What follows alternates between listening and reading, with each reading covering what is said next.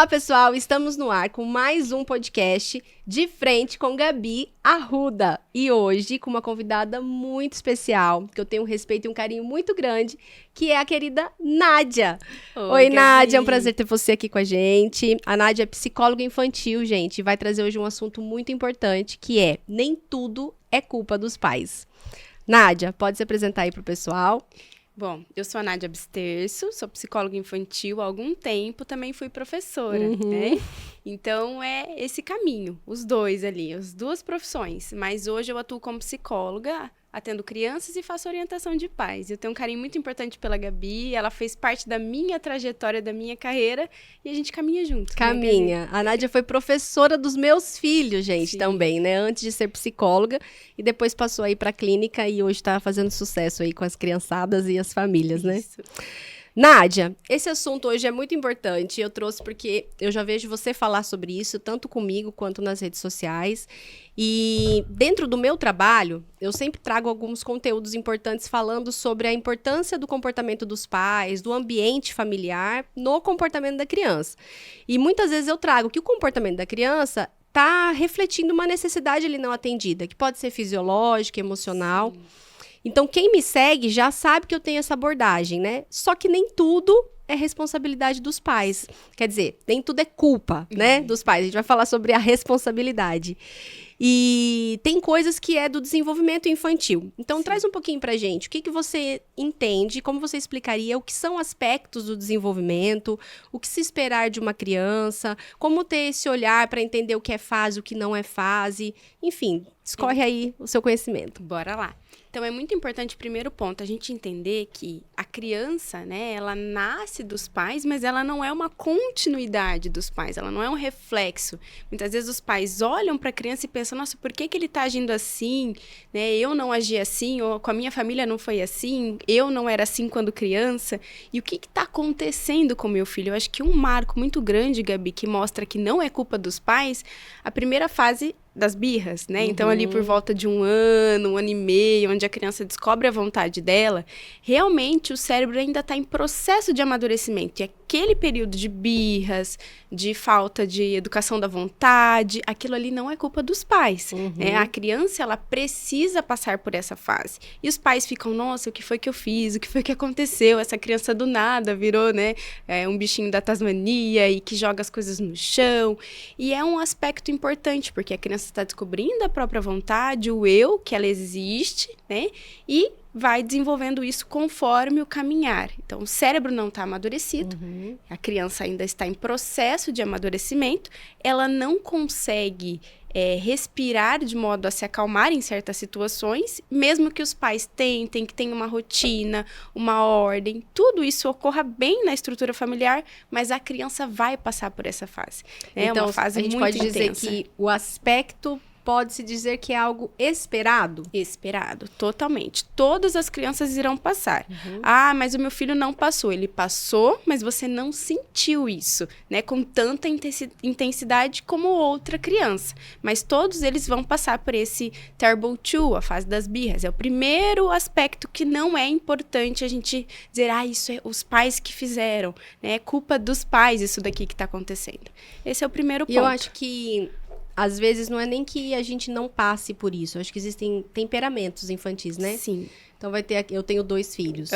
Então, por exemplo, eu não vivi algo que eu me recorde que tenha sido difícil dos 2 anos do Pedro, que é o mais velho, porque ele foi uma criança mais compassiva de temperamento. Já com o Davi, meu Deus do céu, quando ele chegou nos 2 anos, eu falei, gente, eu não vou dar conta. Ainda eu brincava nas redes sociais que eu falava, eu mesma me matricular nos meus cursos, que eu tô precisando aprender de novo, né? Porque o Davi, ele se jogava no chão. Não na frente das pessoas, ele não era de fazer birra, mas em casa ele era muito bravo. Sim. Então, eu vejo muito que é de temperamento. Sim. E eu precisei me adequar a isso para conseguir educar. Para quem tá assistindo, a gente não entende dos temperamentos, né? A Gabi fala como perfil comportamental e eu falo como temperamento colérico, fleumático. A criança colérica, que é o caso ali, o Davi é o colérico melancólico, que a gente fala, né? No perfil comportamental é o dominante estável, isso? Não, é o conforme dominante. Conforme dominante. Ele é mais a flor da pele, a raiva, como uma emoção motriz, porque ele gosta das coisas ordenadas, das coisas ok no lugar, e quando ele toma 2 anos ou 1 ano e meio, a fase da ordem, ela passa a ter outro sentido. Então, a criança não vai ter aquela rotina cravadinha como era antes. Às vezes, a situação não vai ser resolvida para ela, porque ela descobre a vontade do mesmo jeito que antes. E aí, o colérico, o estável, né, o estável dominante, ele fica mais irritado. Por quê? Dentro de casa costuma ser, porque fora tem a vergonha, né? Se eu fizer isso aqui, as outras pessoas estão me vendo. Isso é normal. Agora, o sanguíneo, que é o caso do Pedro, ele é ar, ele é expansivo. Então, eu não sinto, né? Ah, eu tô vivendo e as coisas estão acontecendo, eu tô só vivendo. Vibe positiva. Vai, super positiva. E por isso que os pais não sentem, mas aconteceu com o Pedro também. Isso, eu sei que, isso que eu ia te falar, eu sei que aconteceu porque eles mudam padrões, né? Mudam. Então, eles mudam sono, eles mudam a alimentação, vontades, a hora ficava mais quieto, agora não fica mais. Então, desejos, né? Quero muito aquilo, aí chora. Então, eu sei que existiu isso com o Pedro. Porém, era muito difícil e desafiador com o Davi, né? Até porque é o segundo filho. Então, Verdade. no primeiro, a gente fala assim, passei por isso, vou passar de novo. E não, vem um outro bem diferente e eu me deparei assim, opa...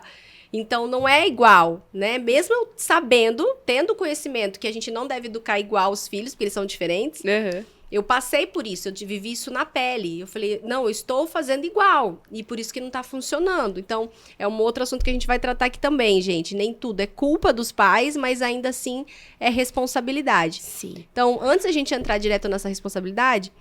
Então, aos 2 anos é uma fase de birra. Isso. Aos 4, aquela fase mais intensa, onde a criança tem aquele marco de testosterona muito grande, principalmente nos meninos, né? Uhum. Porque o primeiro é dentro da vida intrauterina, para desenvolver os órgãos ali, então do menino.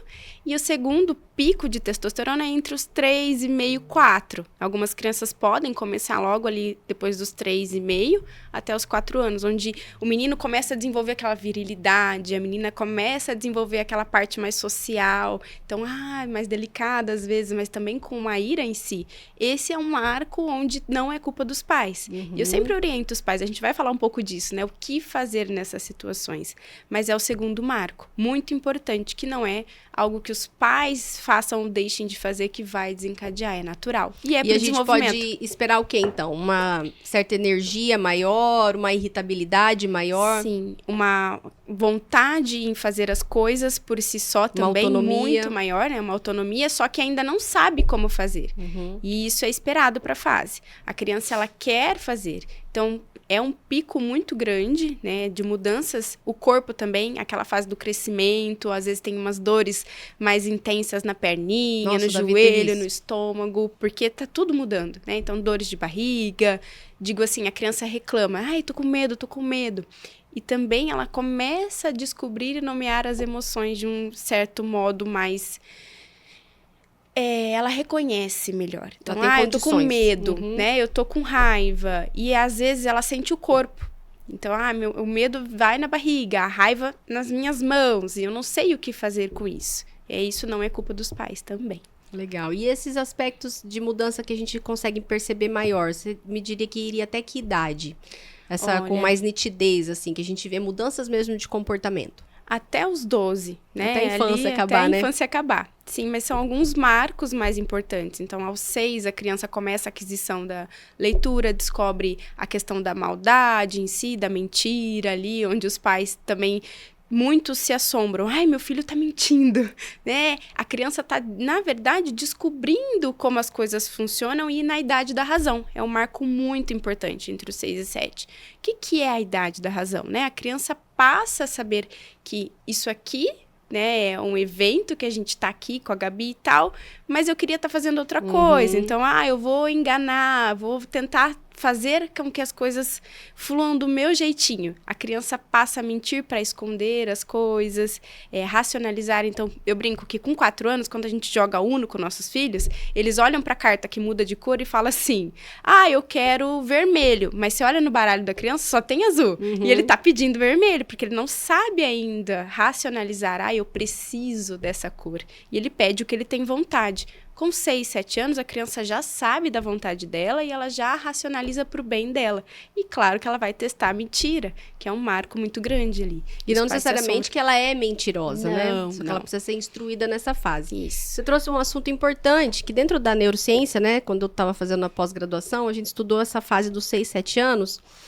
E a neuro traz da seguinte maneira: a criança ela tem condições de entender causa e consequência. Sim.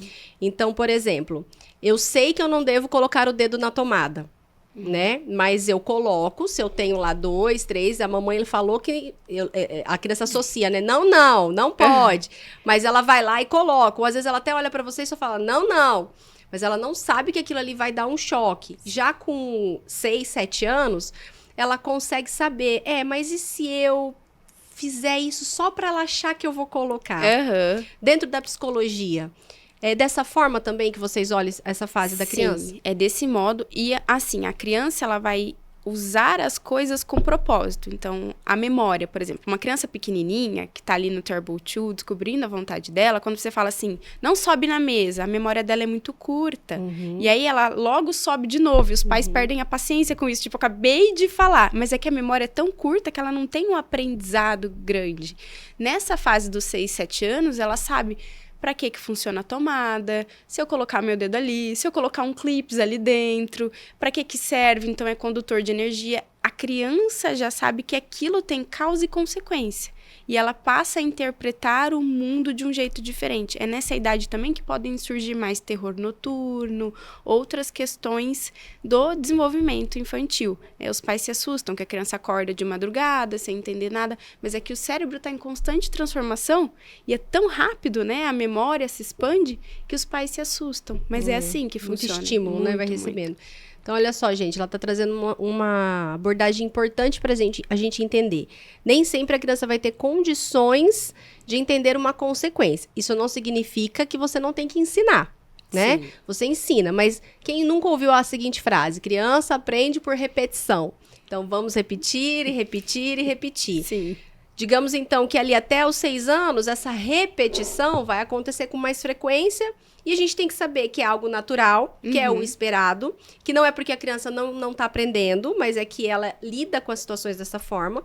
E já a partir dos 6, 7 anos, a gente pode cobrar um pouco mais. Sim.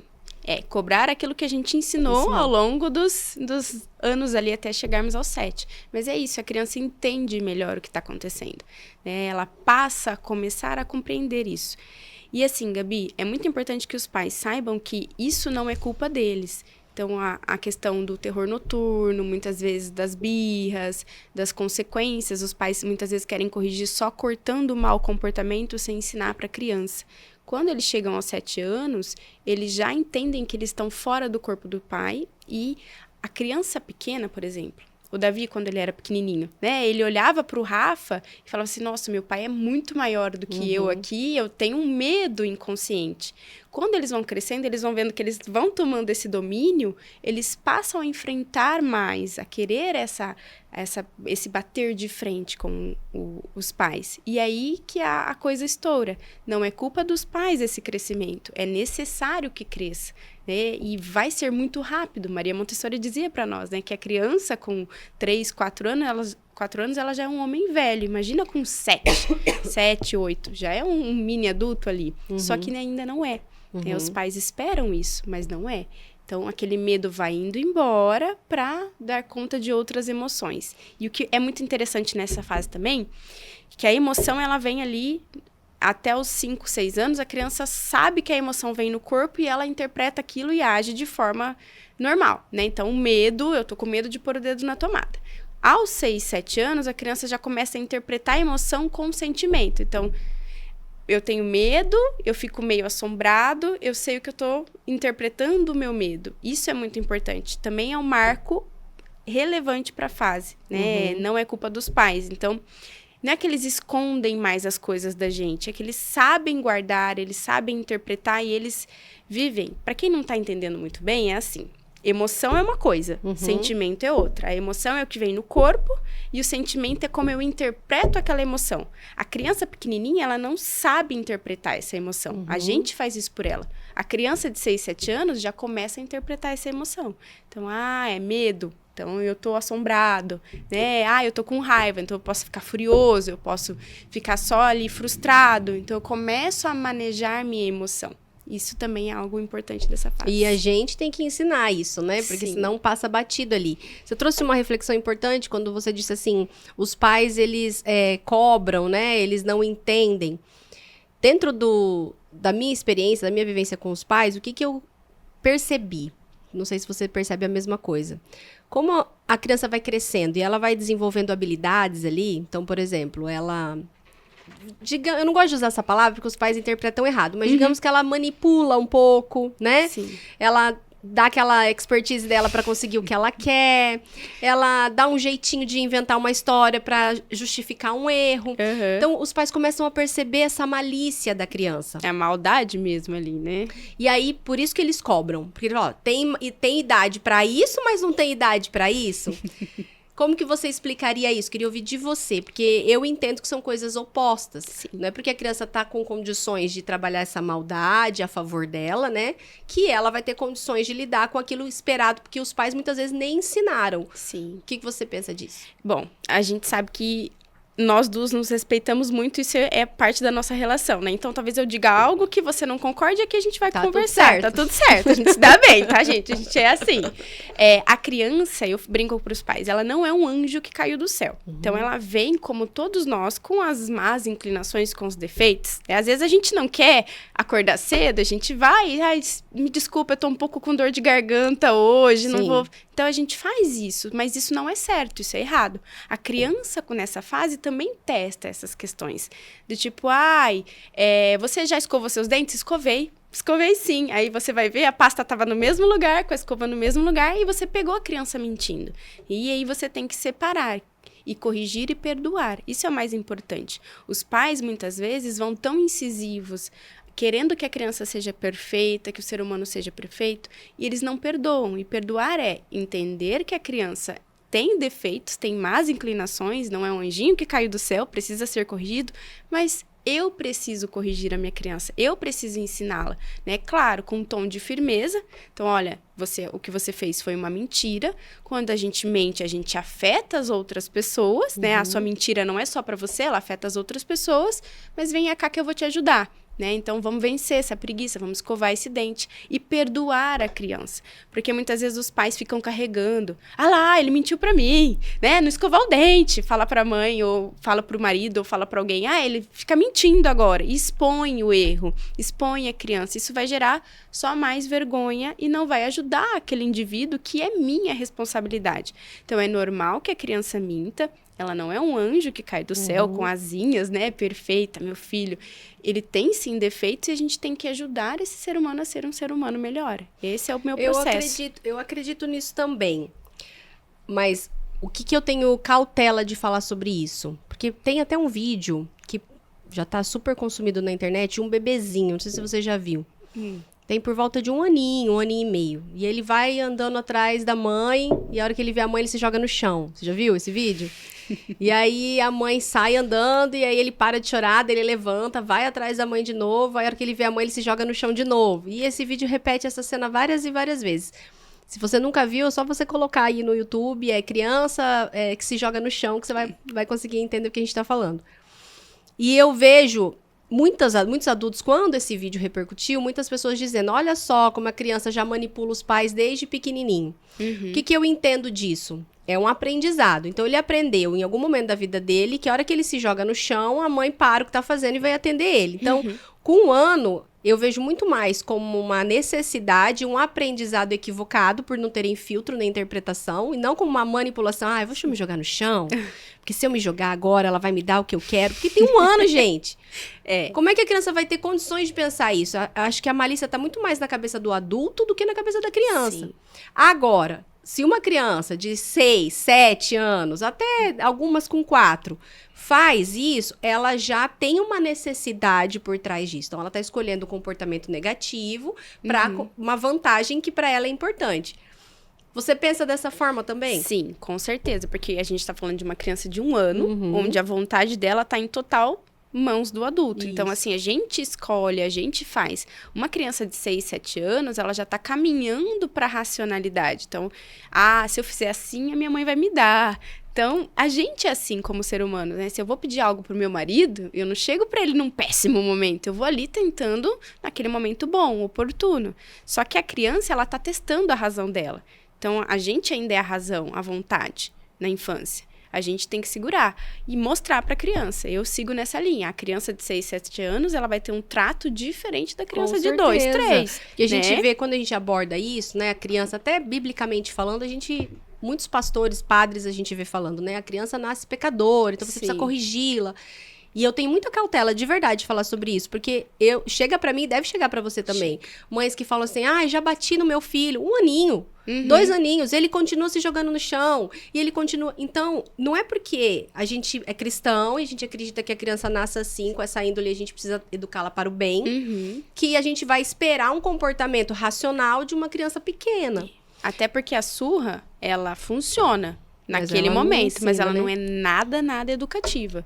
Porque ela vai gerar outro problema na vida, né? Que é o problema de lidar com a questão da agressividade em si. Então, a criança pequena, ela tá o tempo todo, Gabi, interpretando as emoções para saber como ela vai reagir. Então, se eu tô me jogando no chão porque eu quero um carinho, né? E eu não sei falar com 1 aninho, como a minha mãe reage diante disso? Como ela resolve, né, a minha tristeza? Ela resolve a minha tristeza vindo, pegando no colo e conversando comigo, ajudando a interpretar que não precisa se jogar no chão, não precisa chorar, é só ela acenar para mim e resolver aquela situação.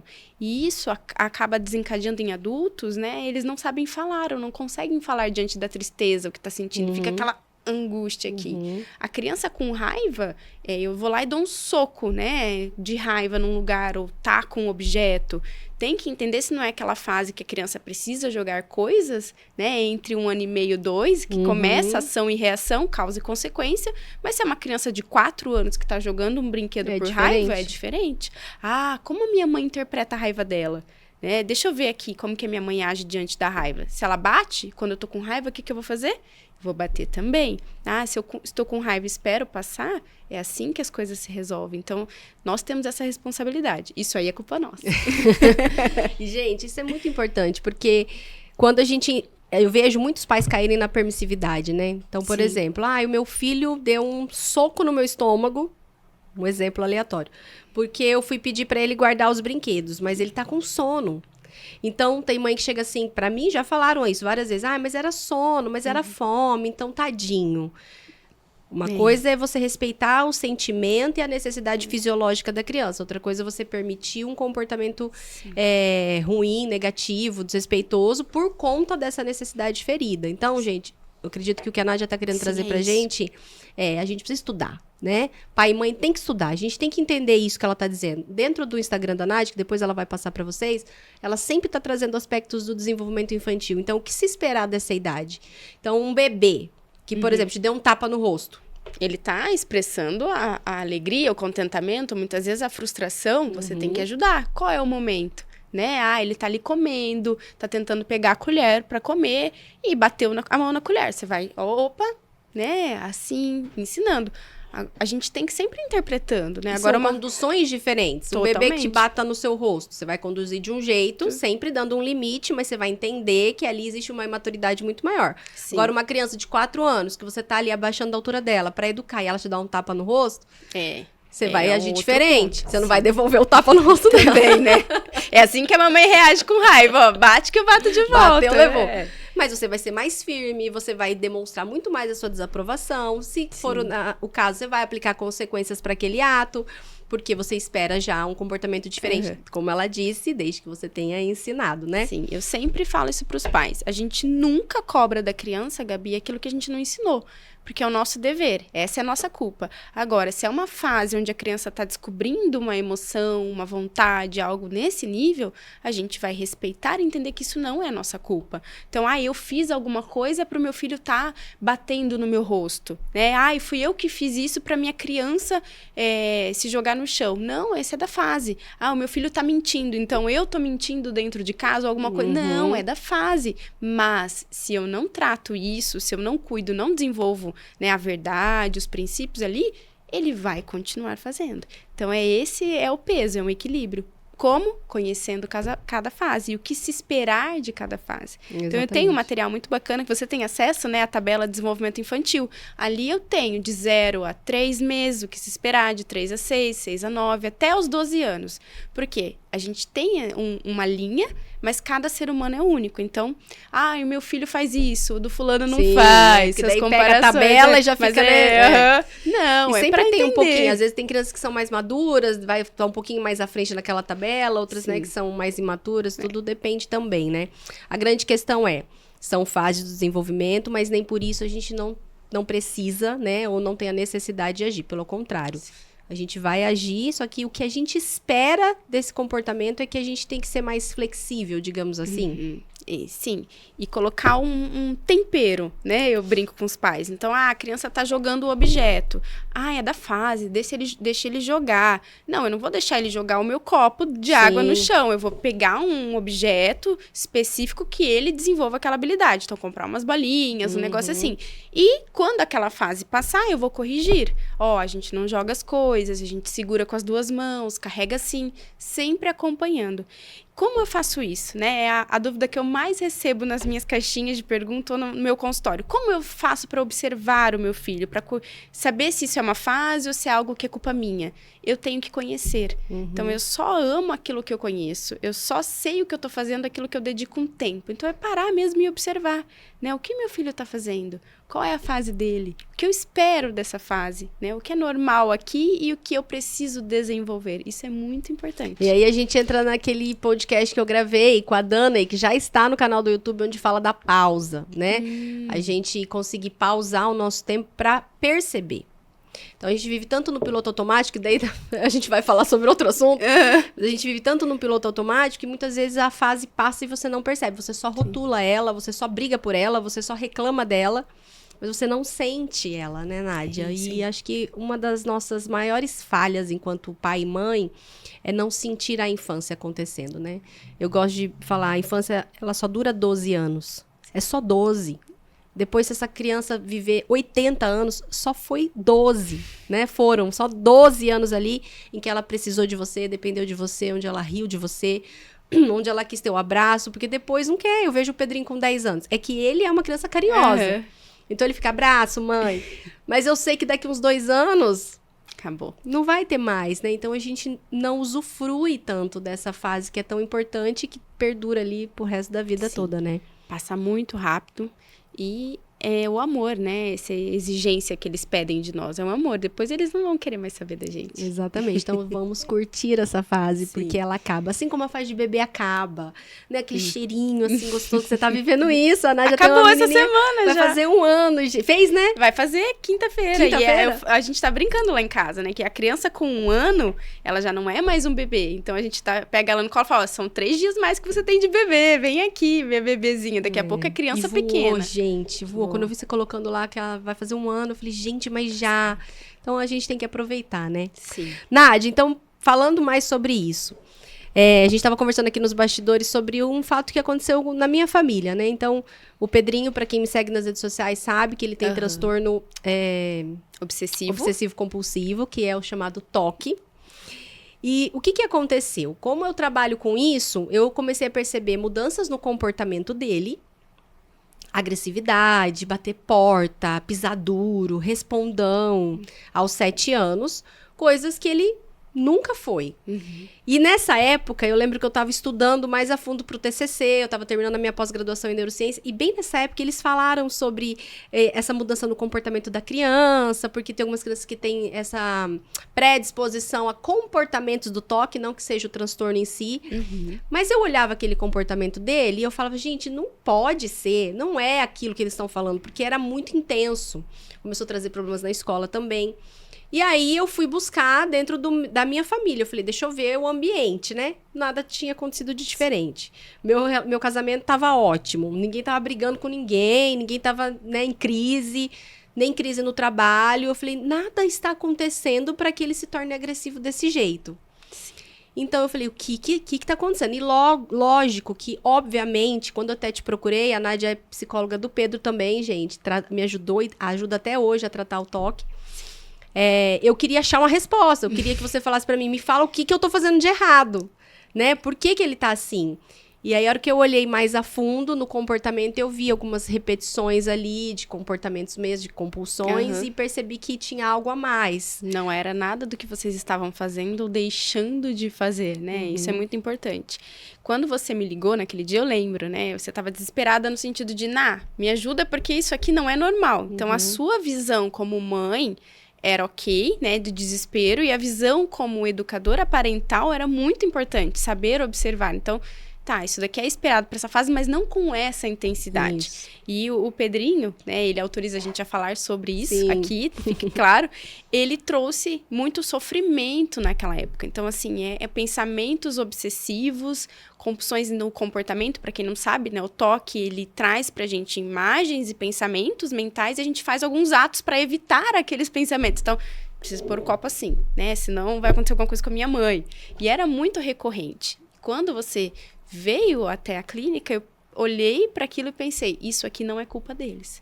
É algo genético que desencadeou, desenvolveu, né, as obsessões, a compulsão em si, e a gente vai tratar. E foi o que aconteceu. Então, é muito importante que os pais estejam atentos, mas busquem também essa ajuda. Porque muitas vezes a gente olha, conversa com o marido e fala, mas isso, não, vai passar, é só uma fase. Isso... A gente precisa entender que tem coisas que são da nossa alçada, né? Isso aqui é algo que eu tô brigando com meu marido, ou minha estrutura não tá legal, a criança mudou de rotina. E tem coisas que são do desenvolvimento que a gente não consegue controlar. E, é claro, ajuda sempre, né? De profissionais. Então, se você tá passando por alguma coisa com a sua filha, com seu filho, com a sua família, que você sabe que isso não é normal, busque ajuda. Exatamente. Né? Converse com alguém. Eu sempre confio na Gabi, as coisas que eu trato da Giana, a gente conversa, né? E a Gabi conversa comigo, então tem que ter essa troca. Precisa ter, né? É importante. E eu lembro, gente, agora falando da minha intimidade, né? Eu lembro que quando eu tava passando por aquilo, eu cheguei a compartilhar com algumas pessoas mais próximas, né? Amigos, parentes. E todo mundo que tinha filhos naquela idade dizia, é fase. Lá em casa também tá assim. Mas é por isso que eu falo, tem que dar uma surrinha de vez em quando, né? E eu olhava aquilo e eu falava, gente, eu não posso estar errada, né? Não é possível, tudo aquilo que eu estudei, tudo aquilo que eu aprendi, tudo aquilo que Deus me tocou também, não foi só o conhecimento, posso estar errado. Eu vejo o meu filho, eu conheço o meu filho. Ele não é essa criança, né? Ele está sendo assim por algum motivo. Daí foi aí que Deus falou, liga pra Nádia. Eu lembro daquela ligação, foi um abraço, né? Exatamente. Assim, olha, vem aqui, eu te entendo, isso é algo que é assim. Então, esse é o papel, a gente interpretar a situação, é isso que está acontecendo, o toque age assim, a gente vai ajudá-lo, e é o que aconteceu. E aí, esse olhar, Nádia, porque no primeiro momento, os pais, eles costumam criticar o comportamento, sabe? A rotular. Sim. Ou a viver um luto, digamos assim. O meu menininho lindinho se perdeu e virou essa criança desobediente, né? O meu garotinho carinhoso agora não aceita mais nada. Então, não é bem assim. Às vezes, claro que a gente está tratando agora aqui de um caso específico de transtorno, né? Mas, às vezes, a fase que a criança está vivendo, quando não atendida, né, quando não solucionada, quando a gente não busca não só o conhecimento, mas às vezes ajuda de profissionais, desencadeia outras coisas. Não desencadeia? Sim. E aí essa criança perde mesmo aquela essência, aquele brilho, pode desenvolver alguns transtornos. O que a gente estava conversando aqui, né, um pouquinho antes da gente começar. Tem coisas que são da genética, né, e tem coisas que são do meio. Né? Isso da genética vai desencadear ou não. Um outro exemplo que eu trouxe é da minha vida. Então, assim, eu tive depressão, aos 19 anos, mas eu visualizei na minha infância o meu pai, assim, né, foi um episódio bem doloroso para a família, e na faculdade eu aprendi que a gente tem a predisposição e a gente vai desenvolver ou não, conforme não é sentença, né? Mas se esse meio, se essa família não procura ajuda e as coisas não fluem para esse caminho, as chances são bem maiores. Então, quando você está vendo um problema, não tenha vergonha de pedir ajuda, de procurar um profissional, de olha, isso aqui é normal mesmo ou é algo além da fase? E eu lembro que se alguém tivesse, né, olhado para mim lá no finalzinho da infância e tivesse dito, isso daqui são sinais claros de uma predisposição à depressão. Então, comendo demais, dormindo demais, e ela... Falta de socialização. Questão de cortar, né? Se cortar, porque o ser humano, ele sente uma dor no corpo só ao mesmo tempo. Então, eu evitava a minha dor emocional com a minha dor física. E se alguém tivesse olhado e falado, não, isso aqui não é normal, não é esperado. Ah, mas ela tá na adolescência, né? Onde tudo muda, né? Às vezes fica mais fechada no quarto mesmo. Não era e não foi. E aos 19 anos explodiu, com sintomas ainda piores, com sintomas psicóticos. É claro que a gente não vai entrar nisso aqui, mas é quando a gente sai da realidade. Então começa a ouvir coisas, sentir cheiros, e eu vivi isso na pele. Então é tão importante a infância, né? Você brinca e fala, e realmente, é uma fase que a gente pisa, é um chão que a gente pisa a vida toda. E realmente, olhar para isso, o que é normal aqui, o que é esperado e o que não é. Até porque, Nádia, algumas consequências não aparecem na hora, né? Não. Às vezes vem 2 anos depois, 4 anos depois, às vezes é só na adolescência que aparece. Por exemplo, vamos dar um exemplo para ficar mais prático, porque acho que a gente vai estar falando muito... do pessoal, né? Ou talvez a gente está falando de um jeito muito técnico, tá? Verdade. Mas, por exemplo, a criança que está passando por uma situação de divórcio. Tá? Então, é esperado uma agressividade, talvez uma apatia, né? Uma introspecção maior. E aí, o que eu vejo algumas vezes? Os pais esperam que esse comportamento aconteça, porque a criança está lidando com a tristeza, enfim, a angústia ali daquela separação, mas às vezes não faz nada com isso. Espera passar. Sim. Vai passar. Quando ele se acostumar que vai ser assim, ele muda. E isso é perigoso, não é? Muito.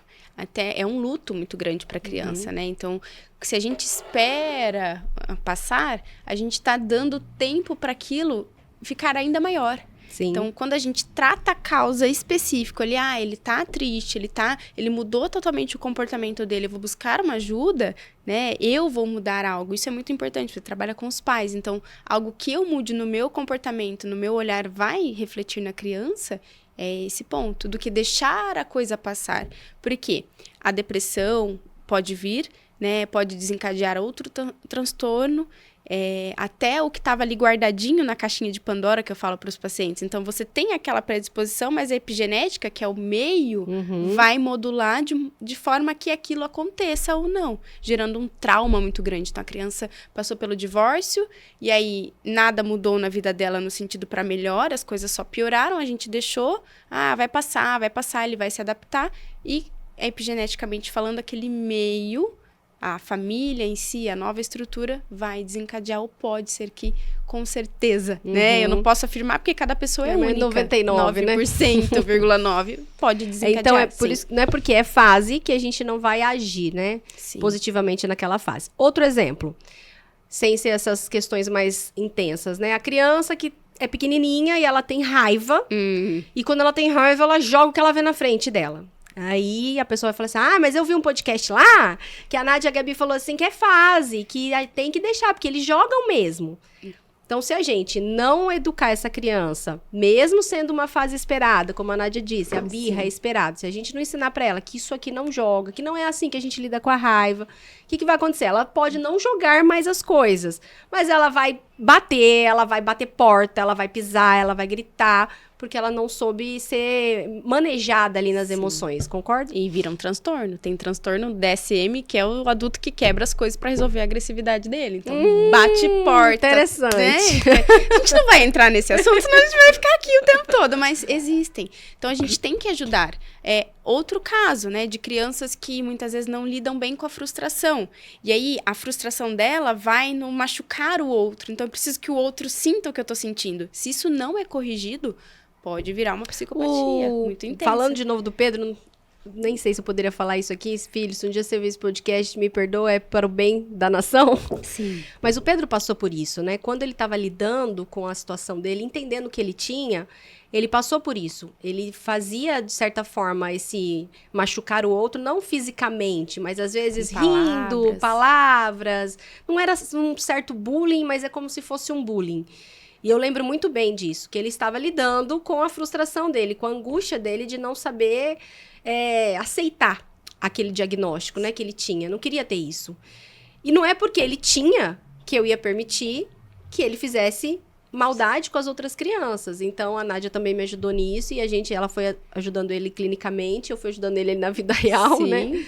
E ele foi entendendo que não é fazendo mal pro outro que ele tira o mal que ele tá sentindo dentro dele. No caso do Pedro, o que ele queria, Gabi, era que as pessoas sentissem o que ele estava sentindo para ele ser acolhido. Então, assim, olha só o que eu tô passando, né? Isso dói tão fisicamente em mim que eu quero que você sinta isso para você ver, né? E o toque é um monstrinho que eu brinco com os pacientes, que ele fica aqui, né? E ele vai falando com a gente. Então, a gente tem que deixar ele tão pequeno que ele caiba só no nosso bolso. No caso do Pedro, ele falava, né? Machuca o seu amigo, para ele ver o que você tá sentindo também, né?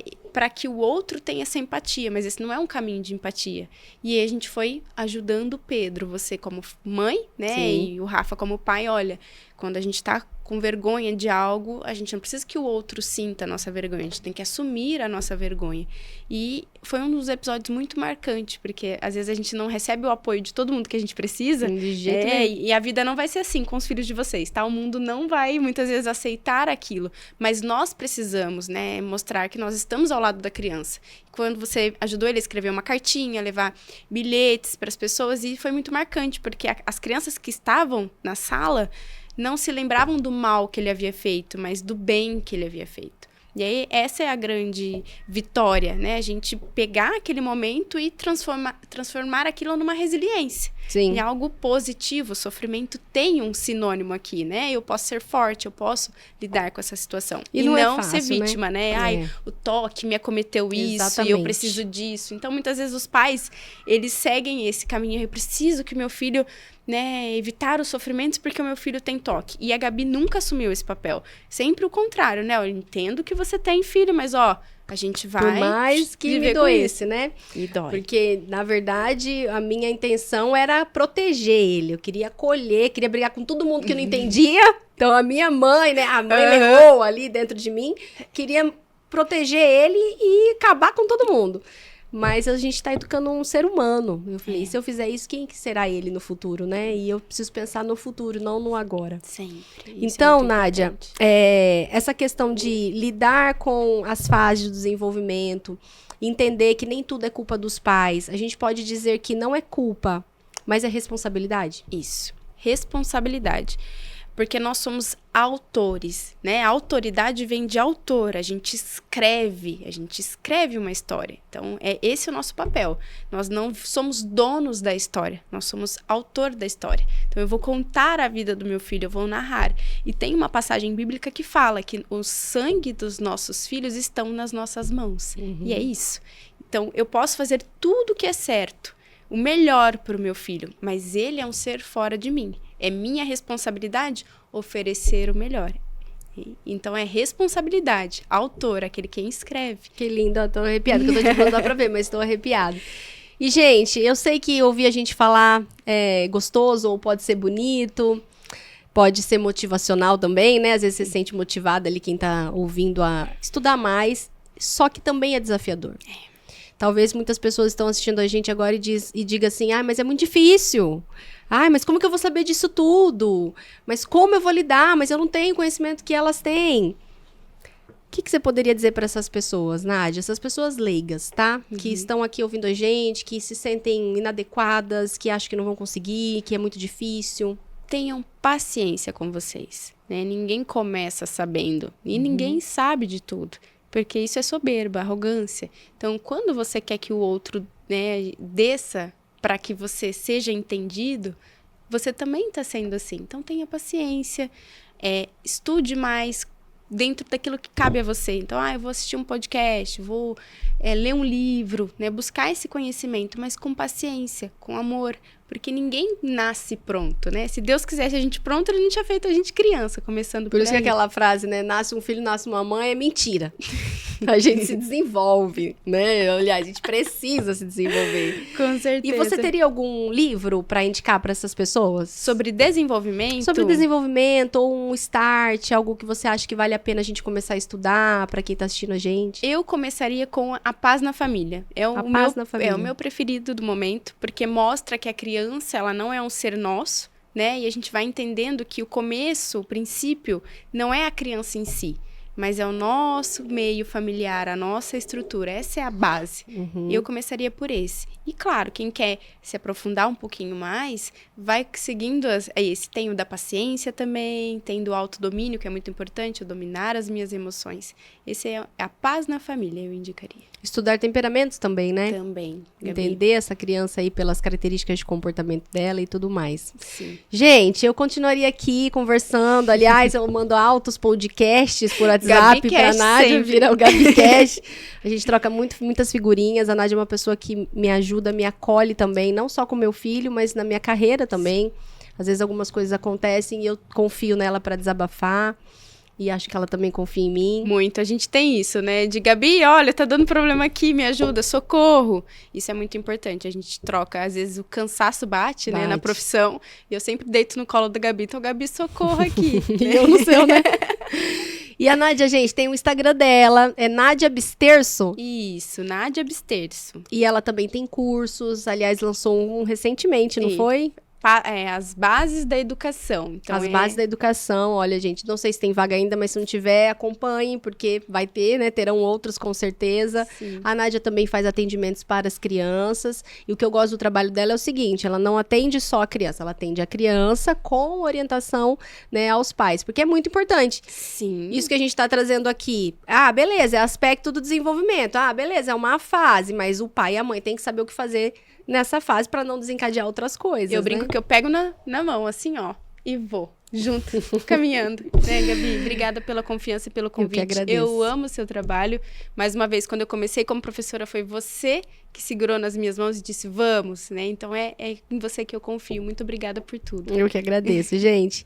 Confira aqui tudo que você gostou, compartilhe com alguém, com uma mãe, com um pai, com um professor, talvez até com um psicólogo, né, que esteja querendo atuar na área infantil, para que conheça o trabalho da Nádia, para que seja tocado com esse podcast. E mais uma vez, obrigada pelo teu sim, por estar aqui. E a gente chega ao final de mais um De Frente com Gabi Arruda. Espero que você tenha aproveitado e gostado. E até a próxima. Um beijo. Fui.